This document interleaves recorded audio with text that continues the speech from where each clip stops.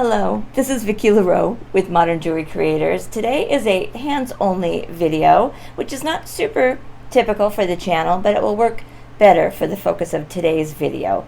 But generally on the channel, each week I share new jewelry making tips, ideas, products, designs, all to help you create easy modern jewelry for yourself at home. So I hope you'll consider subscribing if you're not already. But I'm going to start a brand new series here called Beating Basics, where I'm going to do a number of videos where I'm just focusing on one product or certain kind of materials. So a little bit of a deep dive to share more information about that item, so to help you make easier decisions when you are designing your jewelry, and especially when it comes to purchasing. Hopefully this will help whether you're purchasing things in person or online. I just want you to have as much information as possible. So for our first one, which is today, we're going to be all about clasps. And I'm sorry if you'll see me kind of moving around here in the background. I have lots of samples to show you. But we're going to focus all on clasps because they are a very important and vital part to most necklaces and bracelets, right? They allow your design to be securely worn. So I don't want it to be an afterthought in your designs. I want it to be an intricate part of your design. But there are so many different styles, designs, sizes, colors. How do you choose? How do you know what to use? So that's what we're going to do today. And in fact, there's so much information, I'm going to make two parts to this video. So today I'm going to share probably the four kind of most common clasps, and as I go through them, I'll tell you what they're called, what they're best used for, the best ways to use them, and I'm going to show you also jewelry samples so you can see them kind of live and in action as we go through all that. And then I'm going to share my best suggestions for how to select the perfect clasp for your jewelry design kind of as we go through each thing. So we're going to get right started right away. And the first tip, or the first thing I think to always think about when you are choosing your clasp to kind of give you an easy direction right away is to think of value for value, which means whatever investment you put into the materials of your necklace or bracelet, you're going to match the clasp to that. So if you used a really nice strand of pearls, then we want to use a really nice clasp with it as well. It doesn't have to be a pearl clasp, but it maybe is sterling instead of pewter. Or if we did a lovely strand of high-end gemstones, we want to do a gold-filled clasp. If we did a moderately priced strand of gemstones or used crystals or something like that, well, then maybe we do want to use a pewter or something. But as far as the investment in that clasp, we want to match value to value. So that hopefully will give you a little direction right off the bat. And I'm going to share these samples I have laying right in front of you here first too. So just to give you kind of an idea, this is a strand of American turquoise. It's a really beautiful strand, and so I did this lovely sterling and turquoise box clasp in the back. Now that kind of breaks one of my cardinal rules, which is putting these expensive lovely clasps in the back where no one can see them. That's not a good idea, but I made this a long time ago and I've had it a long time. But it's a lovely appropriate clasp for this. Ideally, maybe just a simple sterling clasp would be fine for it. But it is a high-end strand of turquoise, and so it does need just a little better, clasp on it. And the same thing with these little freshwater pearls. And obviously, the high-end and investment, all that can be relative. But to give you an idea, this is about a $150 strand of freshwater pearls. And so I just use a simple sterling toggle in the back. And so nothing super fancy or expensive, but definitely an elevated design than just using a lobster claw, right? This finishes this off and ties this all in beautifully. It has a clasp that's equal to the beauty of the pearls. The same is true with this lovely strand of labradorite. I also kind of matched up more of a dainty little S clasp with this kind of dainty strand of labradorite. But again, something like a little S hook is just a nicer look than a plain lobster or spring ring clasp. And I did the same thing with this lovely piece of stick pearls. But it's a little bigger design, right? It's delicate, but it's still a more substantial kind of statement look. And so it needed a larger clasp, and I just did a larger hook with an extension chain. So quality-wise, it matches, size-wise, etc. The same thing. This little one is not super expensive. It's just a few little moonstone on leather, and so I did a simple plated lobster claw in this satin gold that just make it look a little nicer. Here I think the metal really elevates the look of it. So I'm going to show you lots of other samples as we go through as well, but we're going to start right away with the common lobster claw clasp that I'm sure you've all seen. I'm not against lobsters. I love them. I use them all the time, actually. If it's going to be right for the piece you're doing, then awesome. They come in all different sizes and colors, shapes, right? Something like that is still a lobster claw clasp. It's just bigger. Technically, anything with this like spring mechanism, right, is a lobster claw. It's got a spring-loaded little tongue there that matches or hits up to the top so it closes securely, and which that makes it a perfect clasp for a necklace or a bracelet because it's very secure. Something like these little round ones, technically these are spring ring clasps, not lobster claw clasps, and I'm sure you've seen them before. They're super common. They also have that little spring mechanism in there as well, so they're equally secure. However, I think we can do better fashion-wise for using a little better style. Now, the lobster claw does require something else on the other side of it, right? It needs to hook into a ring or a loop of some kind, but that is why I love using chain remnants. I mentioned that a couple weeks ago in a video I did, talked all about saving your chain scraps or remnants so that you could use them on the opposite side of your hooks and your clasps, and that allows you to adjust the length for your necklaces. So I think it's really great to add that on to a necklace, but it also makes a really great way to use these remnants that also looks nice as the other side of the lobster claw clasp. And then the last thing I want to mention, oh no, I have two last things, sorry. So one thing, some of these swivel, right? It means I can hang on to this loop and turn it and it swivels. That's not common, right? Typically, right, if I hold on to the end of a lobster claw, it's not going to turn anywhere. This little one is a swivel, right? And that can be really nice. It is a nicer lobster claw in general. It'll probably cost about twice as much as a typical lobster claw clasp, but they have a really important purpose. If you've ever had a really kind of simple chain or chain type of necklace and you've had it twist on you, right, during the day as you've moved around, the chain keeps twisting on you too. Well, if we use a swivel, it won't do that, right? That way this little clasp moves as you move and it doesn't move the chain at the same time. So your chain stays in place while this can move around all day. So they really are great to have in a more kind of delicate necklace that can tend to move around on you. And the last thing I do want to mention is about if you ever find that your lobster claw has a little gap between that little lever and the top part, right? We want them to touch, because if there's any kind of little gap there, especially if you're only using like a ring on the other side, well, it can slide right out. So you can fix that pretty easily. It's not broken or useless. You're going to put your round nose pliers right in the top of that and just kind of push it down a little bit, give it a little bit of muscle until it touches, right? That's it. It's an easy fix.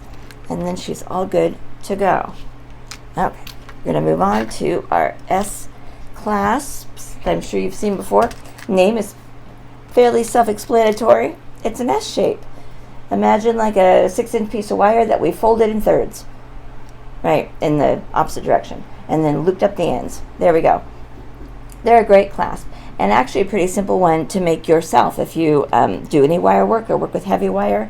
This is a little one. I didn't make it, but one of my customers did, and this is just done in 16 gauge wire, and I think they're a beautiful clasp. And they're not ideal for a bracelet because they don't close as securely as a lobster claw clasp, right? They still have that little bit of kind of gap, but they're great for a necklace. And I think it's just a little more of an elevated look, a nicer design than using a lobster claw clasp. And I showed that with this little strand of labradorite. Right, I put the S clasp back here, and you can still use an extension chain with her. I just put it on both sides instead of just one, how you typically would, you know, have just a hook or even a lobster claw, and you would put the extension chain on the other side. Well, this has equal pieces of chain on both sides so that the wearer can adjust the length on either side, which is ideal for a shorter piece, especially with a pendant like that. Because if one is just the hook and the other side is a 2-inch piece of chain and she wants it shorter and hooks it all the way there, well then it's going to pull that pendant up, right? And it's going to be wonky all day. So this way, with equal pieces of chain on both sides, it's easy to just adjust so it sits perfectly. So easy peasy. We're going to move on to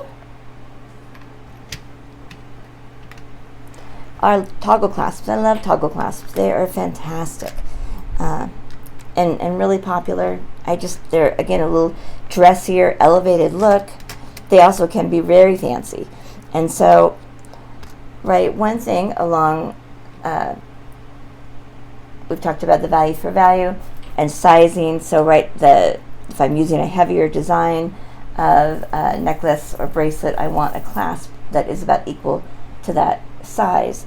So something like this little bracelet here, I've used this toggle that's almost the same size as the rest of the work on the bracelet. So it matches the size and color kind of perfectly. Something like this little toggle clasp, right, has a gold chain. Or this bracelet has a gold chain running through it, and then I use kind of antique gold spacers here. So for my clasp, I chose kind of an antique gold here to work with it. So it works size-wise and color-wise.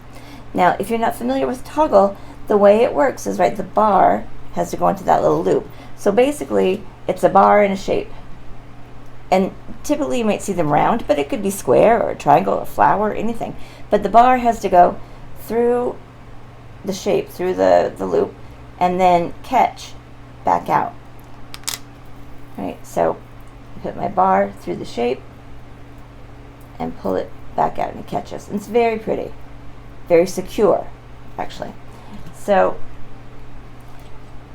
I love using them, and even like really simple ones like this, little basic ones, are really beautiful. And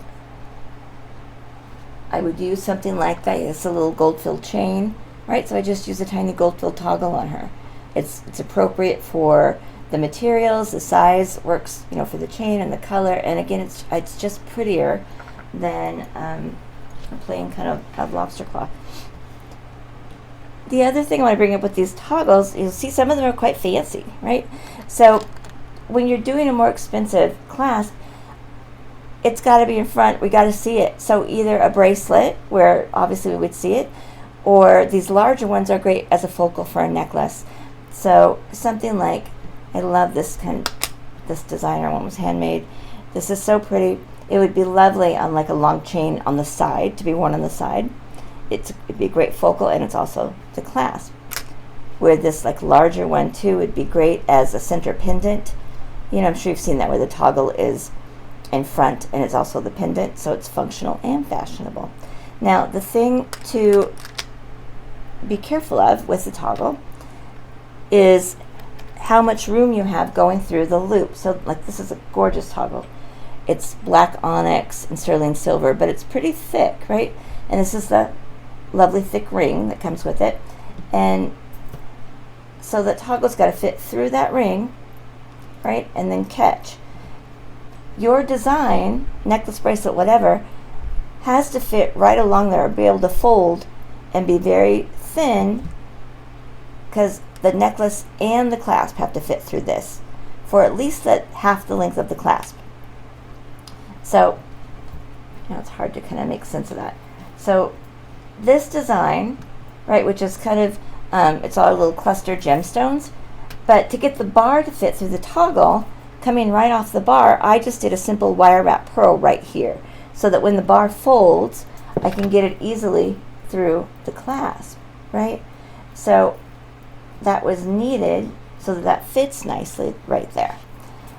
And this is a very tight fit, right? This is how much, so when look at how much space you have here. So we have maybe 5 millimeters of room here, which means this needs to be like a chain or very small beads coming right off this toggle. Now, if you did want to use larger beads with it, you have other options. You can use just other rings. You don't have to use the ring that came with it. Any little ring component, which are readily available, will work, right? So this is this lovely big satin ring, which would be beautiful with it. Size is great, fits great. And look at how much room there is, right? There's at least 12 millimeters there. So I've got plenty of room to do whatever beads I want, and it would look fabulous with it. And then you still want to keep this little dangle. You can use it as a pendant or a couple of as an earring, but never toss them. Right? The other side doesn't have to have that ring on it. You just attach it directly to the loop. But we can't go too big. Something that big, even though it looks like the bar does fit, the bar needs to be at least 1/3 of an inch, 1/4 inch over the ring to make sure it stays put. Otherwise, it can slide and come right off. Right? That's how some people are afraid of using toggles. They think they're not secure because it's just going to come undone. That's not true. They're very secure as long as the bar is substantially, at least 1/3 of an inch, if not longer, than the loop itself. Right? This bar is much bigger than the loop, and especially if it has these little details on the end too. That will help. So lots of great options. I love using toggles with my pieces.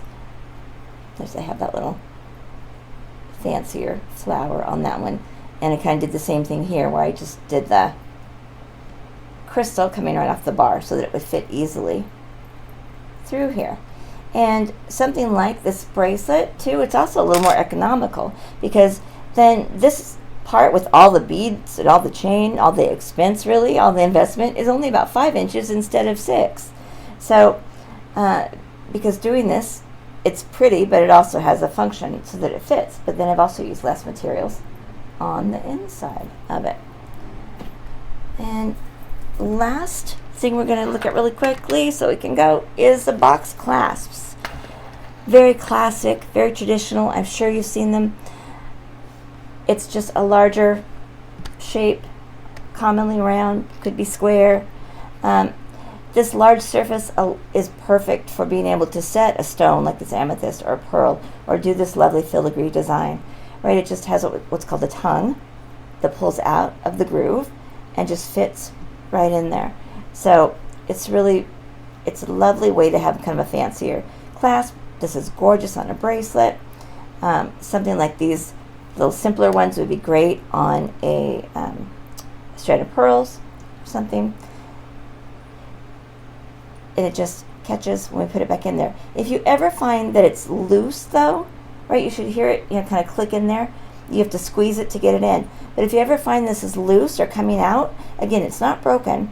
You're just going to take your pliers and pull this tongue up a little bit. I hope you can see that the tongue is just 2 pieces of metal folded. And so all we need to do is pull this up a little bit so that there's more space between the 2 pieces of metal, and then it will be a tighter fit in the box clasp. But they're a beautiful clasp. They're going to be more expensive than other styles because of this kind of tongue mechanism, but really can be quite lovely and quite beautiful. Okay, I think that is about everything for part 1. Value for value, matching the color, the size, and then where the clasp is going to go on your design. All that will make all the difference. So I hope you'll check out part 2 as well. I have more clasps to show you in part 2. We're going to do safety clasp, hook and loop clasps, magnet clasps, and multi-strand clasps. So I hope you check out that part 2. And until I see you again, sparkle brightly like the star that you are. Peace.